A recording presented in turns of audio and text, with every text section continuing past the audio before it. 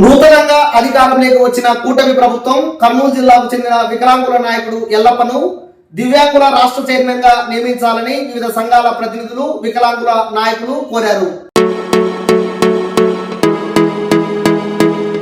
వికలాంగుడు ఎల్లప్ప రాష్ట్ర ప్రధాన కార్యదర్శి ఉన్నాడు.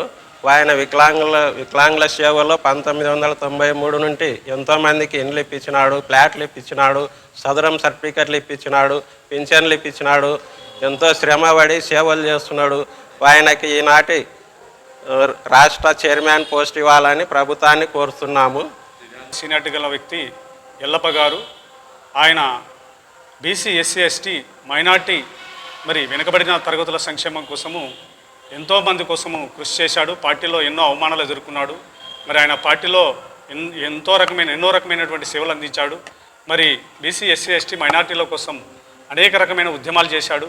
మరి అలాగే వాళ్ళ యొక్క దివ్యాంగుల కోసం కూడా మరి పింఛన్లు అయితేనేమి, సదరం క్యాంపులు అయితేనేమి, మరి వాళ్ళకు ప్లాట్లు అయితేనేమి, మరి ఎక్కడ ఏ దివ్యాంగులకు ఎటువంటి సమస్య వచ్చినా కూడా ముందుండి పోరాడాడు.